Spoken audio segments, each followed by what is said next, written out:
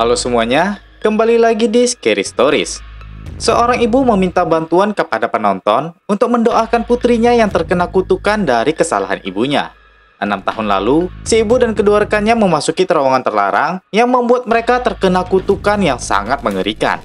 Berhasilkah si ibu mematahkan kutukan ini? Dan bagaimana pula nasib anaknya? Langsung kita cari tahu di alur cerita Incantation 2022 selengkapnya.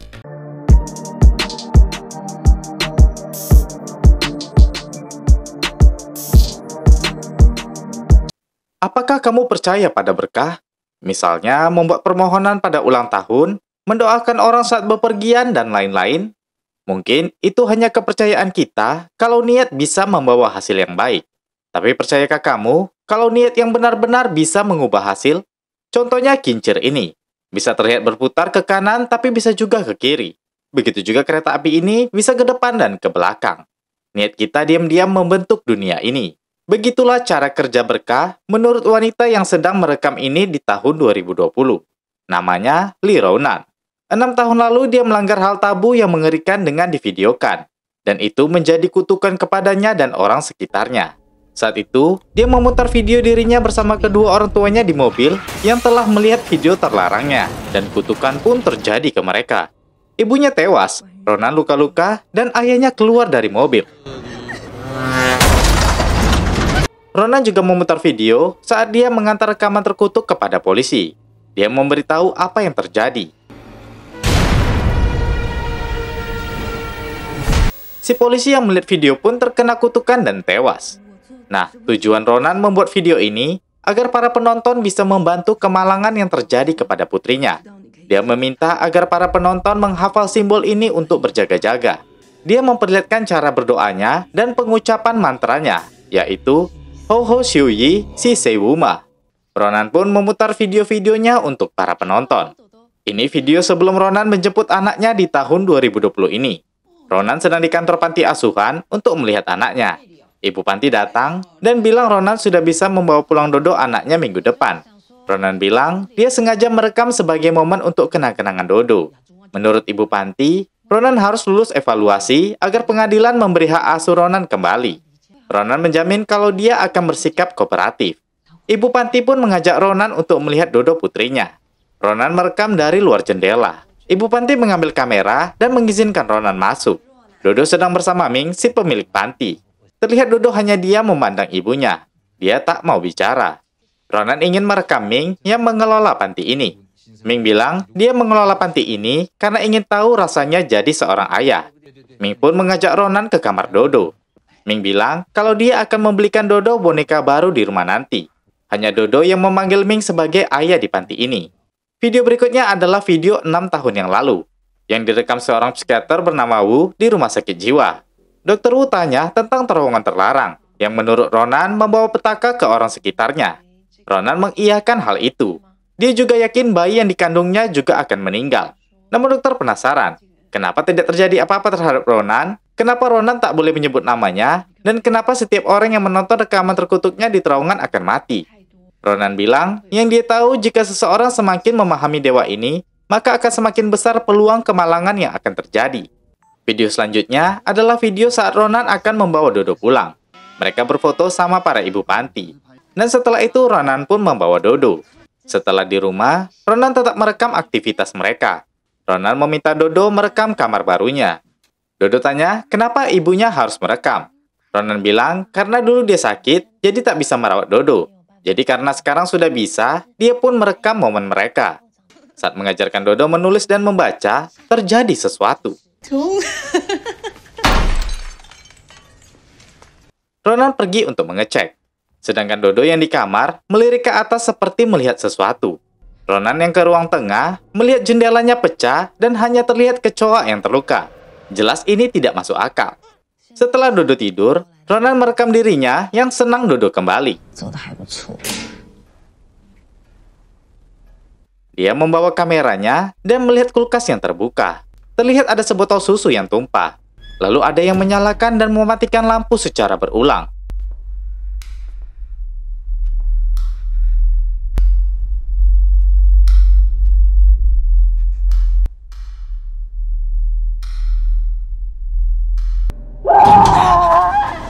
Setelah mengunci pintu, Ronan melihat mainan Dodo berantakan. Dodo sendiri masih tidur di kamarnya. Lalu terdengar suara air di toilet.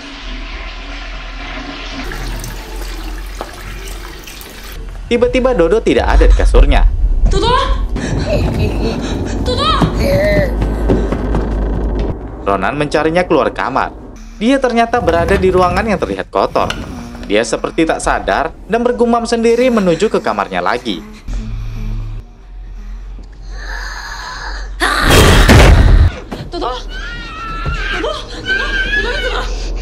Terlihat alat tulis Dodo yang berantakan membentuk simbol kutukan itu. Video berikutnya adalah video 6 tahun lalu yang menjadi asal muasal kutukan ini terjadi. Jadi dulunya Ronan bersama kedua rekannya adalah tim pembasmi hantu untuk channel mereka di YouTube. Temannya ini bernama Yuan dan ini sepupu Yuan Dom, pacar Ronan. Mereka menuju ke kawasan pegunungan tempat tinggal paman mereka, yang kabarnya memiliki terowongan terlarang dan mereka ingin membongkar tahyul yang berkembang di sana. Daerah itu tidak memiliki sinyal. Ternyata di ban mereka terselip sebuah patung. Mereka mengira itu seperti patung Buddha. Dom ingat pamannya yang menyembah ini menyebut itu sebagai Bunda Buddha atau Dewi. Saat itu Ronan muntah-muntah secara mendadak. Setelah berjalan cukup jauh, mereka pun tiba di sekte keluarga Yuan dan Dom yang disebut perkumpulan keluarga Chen. Ini paman Dom yang dibahas tadi. Dia menyambut kedatangan mereka, namun dia tak mengenal Ronan. Si paman bilang, ini ritual keluarga pribadi. Orang luar tidak boleh masuk. Yuan bilang, Ronan pacar Dom, otomatis bakal menjadi keluarganya. Saat itu, seorang nenek menatap ke Ronan. Si paman bilang, setelah selesai dengan tugas mereka, dia meminta Ronan untuk kembali sendiri. Mereka agak keberatan dengan itu. Namun itu sudah menjadi aturan di tradisi keluarga ini. Setelah berkompromi dengan si nenek, mereka ingin melihat telapak tangan Ronan. Setelah dicek, mereka juga mengizinkan Ronan masuk. Pamannya bilang, nenek yang merabat tangan Ronan tadi adalah bibi tertua keluarga Chen. Saat itu, mereka melihat seorang anak yang badannya ditulis mantra. Ada juga yang sedang mengutip ulat di dekat tanah. Si paman tanya, kenapa Yuan terus merekam? Yuan langsung tanya tentang terowongan terlarang itu. Si paman melarang merekam dan bilang mereka ke sini untuk berdoa bukan untuk main-main.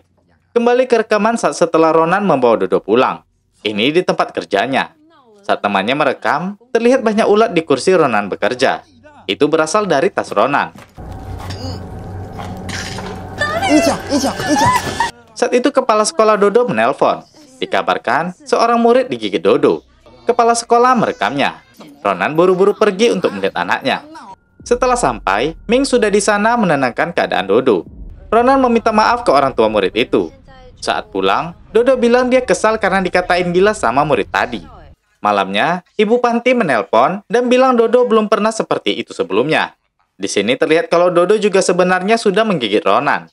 Ronan berusaha mengendalikan cemasnya dengan berdoa. Dia tak ingin cemas berlebihan seperti 6 tahun yang lalu. Saat beres-beres, terdengar Dodo berteriak. Ronan segera masuk ke kamarnya. Dodo bilang ada penjahat di atas langit-langit kamarnya. Ronan pun mengikuti kata-kata Dodo untuk mengusir penjahat itu. Dodo menyuruh ibunya menuntunnya dengan tangan. Ronan menjulurkan tangannya dengan diarahkan Dodo posisinya. Ronan pun membawanya keluar.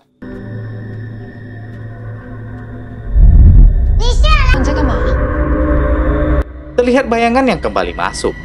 Paginya, kepala sekolah Dodo cerita kalau Dodo sering melihat ke langit-langit sekolah dan mengatakan ada penjahat. Setelah itu, Ronan memberikan mainan-mainan ke teman-teman Dodo. Dan teman yang digigitnya pun sudah tak ingin mengejek Dodo lagi. Setelah pulang, Ronan meletakkan kameranya di boneka Dodo. Setelah meletakkan boneka, terlihat Ronan mimisan mendadak. Dia pun segera membersihkannya. Ada sebuah rekaman handphone di kelas Dodo. Ketika Dodo bermain petak umpet, terjadi sesuatu.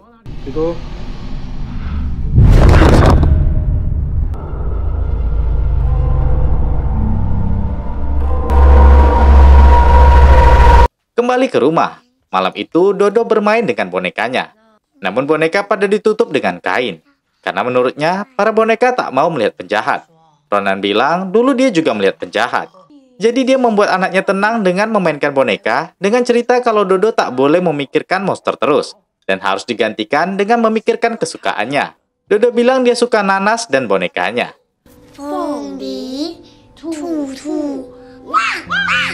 Saat akan tidur, Dodo tanya kenapa ibunya membuangnya ke panti. Apa karena monster juga? Ronan terdiam dan bilang dia tak takut lagi. Setelah itu, dia menyuruh Dodo tidur. Kembali ke video 6 tahun lalu. Malamnya di rumah keluarga Chen, mereka bersiap untuk melakukan doa dengan menulis nama masing-masing. Terlihat mereka diam-diam tetap menyalakan kamera. Bibi tertua bilang, setelah berdoa, mereka harus kembali menyembah Bunda Buddha setiap 10 tahun. Setelah mempersembahkan nama masing-masing, mereka tak boleh menyebut nama mereka lagi. Anak yang tubuhnya ditulis mantra tadi memegang perut Ronan. Bibi bilang, Bunda Buddha menyukai gadis kecil di perut Ronan. Bunda Buddha ingin nama anaknya juga dipersembahkan nantinya. Ronan baru menyadari dia hamil anak Dom. Di kamar, Ronan dan Dom stres berpikir dari mana anak tadi tahu Ronan hamil. Namun mereka harus tetap menjalankan tugas mereka, yaitu merekam terowongan terlarang. Mereka diam-diam keluar dari penginapan dan melihat para keluarga sedang berdoa. Saat itu, gadis kecil tadi melihat mereka. Dia pun mendatangi mereka dan bertanya apa yang mereka lakukan. Dia melarang mereka ke terowongan, namun dia mengajak Ronan ke kuil. Dia menutup pintu. Tapi Yuan diam-diam merekam dengan HP dari bawah pintu. Saat itu di dalam, gadis kecil ini masuk ke kolong meja. Ronan melihat patung-patung biksu yang menghadap ke belakang. Dari atas langit-langit, ada gambar Bunda Buddha dengan wajah dipenuhi darah menetes. Tak berapa lama, anak tadi keluar dan membawa sebuah toples kaleng. Saat dibuka, ada beberapa kodok di dalamnya. Dia memberikan beberapa potong rambutnya kepada Ronan untuk jadi makanan kodok. Ronan pun mencobanya. Saat itu, Ronan melihat telinga anak ini. Anak ini bilang Bunda Buddha yang mengambilnya. Dia dipilih para dewa. Jadi Bunda Buddha mengambil dagingnya untuk memberkahi semua orang.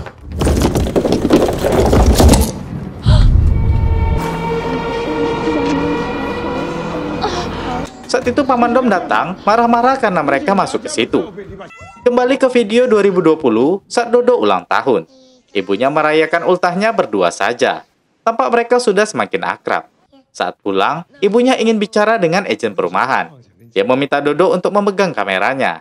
Saat sendiri, ada yang mengajak Dodo bicara. Dia mengajaknya naik ke lantai atas. Dodo pun mengikutinya yang tak terlihat itu. Setelah di atas, dia menyuruh Dodo mengambil sesuatu di luar beranda.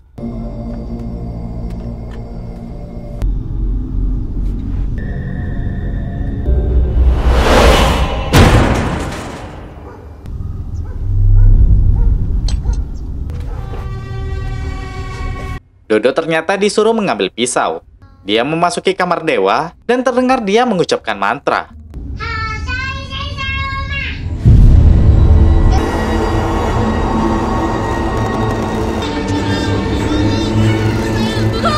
Ronan segera datang dan melihat Dodo sedang melihat video terowongan terkutuk miliknya.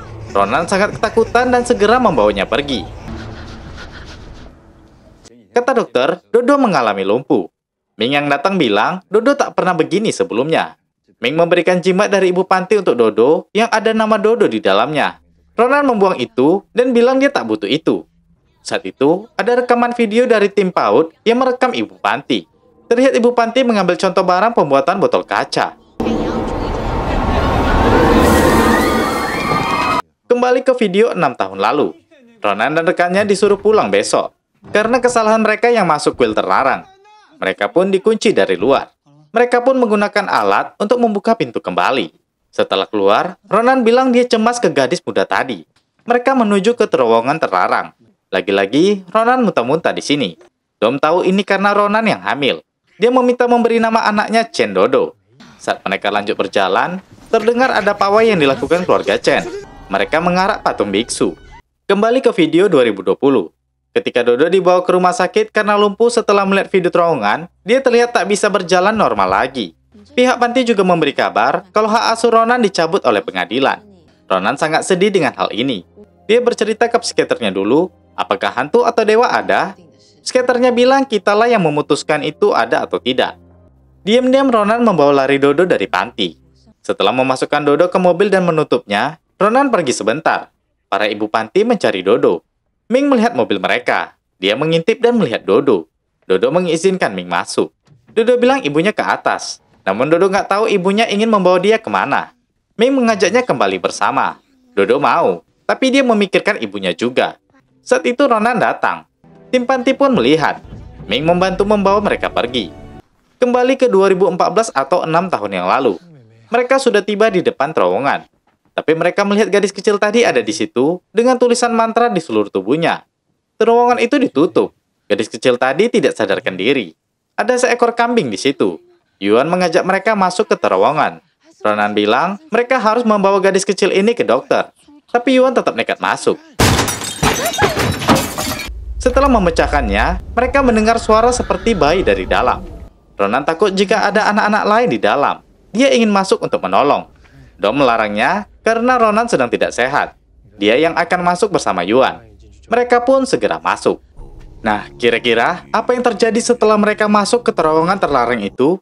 Temukan jawabannya di alur cerita Incantation Part 2 di video berikutnya.